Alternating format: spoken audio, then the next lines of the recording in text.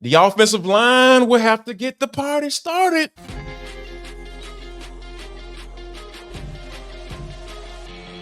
This is Locked On Sports Atlanta, and it's time for the Atlanta Football Party, only on Locked On Podcast Network, your team every day.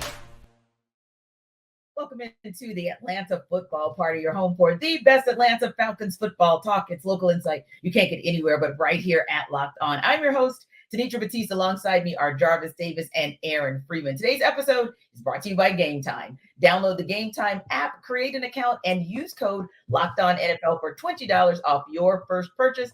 And the Atlanta Football Party is part of the Locked On Podcast Network, your team every day. Now, the Falcons defense is looking to continue what we saw them do last week, which was a solid performance, but who needs to step up this week? And we'll talk about what has us excited and confident about this team going into this matchup tonight against the Eagles, what has us concerned. But first, let's talk about what needs to happen on the other side of the ball for the Falcons to get their first W of the season. Now, guys, we know that there was a lot of anticipation in the offseason about what this Falcons offense would be able to do. We did not see anything that remotely looked like that in last week's game against the Steelers. But in all honesty, Kirk Cousins, Raheem Morris, Zach Robinson, in all their conversations with the media late last week, they did acknowledge that they knew some things did not go well and that they needed to reset. So for you, Jarvis, when you look at it, kind of breaking it down on both sides of the ball on offense, what do you feel the Falcons need to do to jumpstart the passing game? You know how sometimes when you there is a certain time that you're supposed to go to a party. I feel like the offensive line got to be those guys, like because everybody gonna be looking around like, oh man, are those dudes? Have they got here yet? Because we know once they get here, the party's gonna start. That's gonna be the offensive line this week. It's gonna have to be. They're gonna have to get this party started because here's the thing: whether or not Kirk Cousins had rust, he was hurt, and I don't footwork. I want to have any conversation about that anymore for the rest of this season. Did they make him feel comfortable? Absolutely not. Did they help him by establishing a running game and open up holes for the running back? No. Yeah. So if we're not answering those two questions, and it's a resounding yes, the Falcons will not win this game. So yeah, I'm all for the offensive line getting the party started because that's where it starts and that's where it's going to end for the Falcons if they want to have any success this year.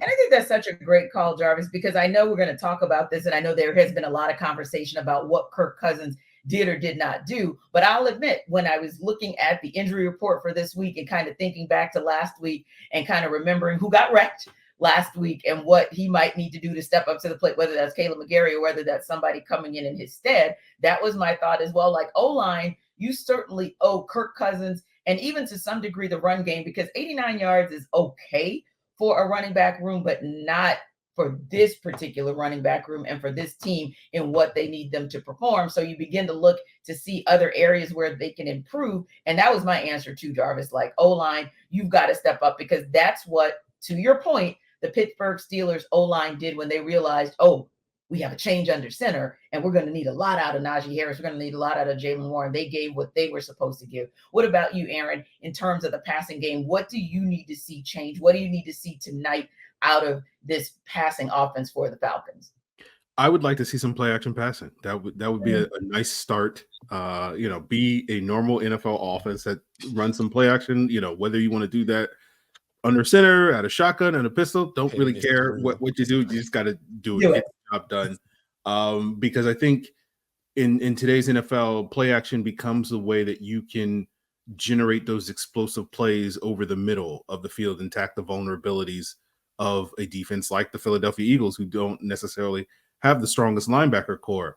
And so if you can do that, you can generate explosive plays. You can get those chunk yardage plays that you need rather than doing what the Falcons did in week one, which was kind of relying on these sort of long drives, which they were only really able to get like one of in that game. And, I think if you can get those chunk yardage and move the ball, get in scoring position, put some points on the board, you have a legit chance to beat this Eagles team. Because I don't think this game is going to be like last week, which was a race to 20 points. I think this game might be a race to 30 points. And so you're going to need to be able to put points on the board and just simply just running the football and dinking and dunking your way down the field. I don't think it's going to work.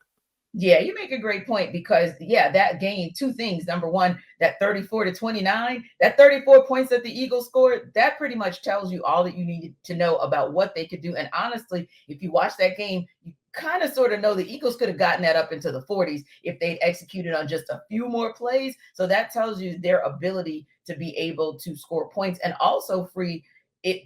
They do it in a way, like you said, play action. So their running back is not just going to run over you like Najee and Jalen did. Oh, he's going to score points because you got a couple touchdowns out of Saquon Barkley, and real talk probably should have been 3 touchdowns if we're being honest. So yeah, that's something that kind of mirror what you're seeing with the Eagles in terms of productivity. If you're going to start with the run game, you're going to let that lead the pass, then at least get some play action out of it so you can get 7, because this is a week where 3 points is probably not going to get it done for you every time you get into the red zone, or God forbid you don't get in there at all. Now, let's switch. Speaking of the run game, Jarvis, solid 89 yards for the core. Not too bad, but real talk, you really do need to have a bigger impact from this run game this week. But how do you actually get that done? I'll say the offensive line, and then I added another caveat to it, this piece as well.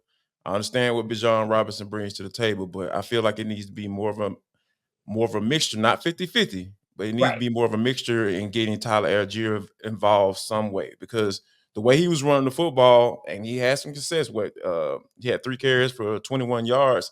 Not bad. That's not a bad yard per average. So, and Right. when you think about just being able to mix it up from time to Mhm. time, because Bijan Robinson is so versatile, right? You can put him, line him up in the slot, and or you can line him up in, and that's going to draw a lot of attention, right? People going to Mhm. follow 7.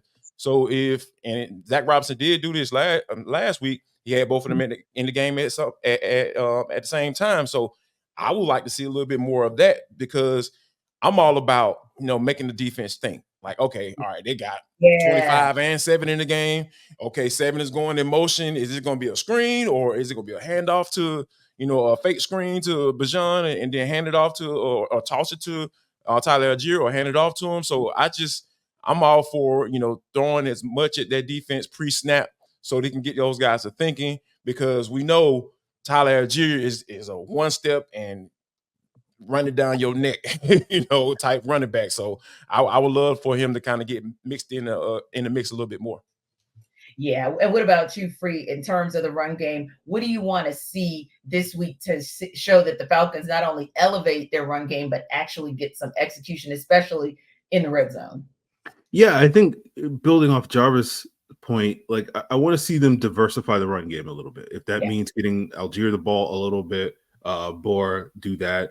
If that means incorporating some jet sweeps and different types of looks that can get that defense guessing, because I think if you're just going to go into Philly and be like, we're just going to straight up run it down your throat, it's like I don't know if the Falcons can play that way. I think that was kind of the identity that Arthur Smith wanted to instill in this team, and we just didn't see it consistently these last couple of years. We saw it a lot in 2022, where it felt like anytime they wanted to run the football, they could. And then we kind of saw defenses be able to be like, hey, we're going to stop you last year. And I think we saw moments last week where they were able to run the ball effectively, but it wasn't consistent. And I just think you have to kind of keep defenses on their toes, kind of building on the play action point, where it's just like you have to do different things. And, we saw this team run the ball a lot last week to the left, right? And I think part of that was we're going to run away from TJ Watt, right? But like the strength of this offensive line when it comes to running football is the right side. And so I think you need to lean on Chris Lindstrom and Caleb McGarry a lot more. And if, whether it's throwing in some jet sweeps or some reverses or end arounds or whatever, just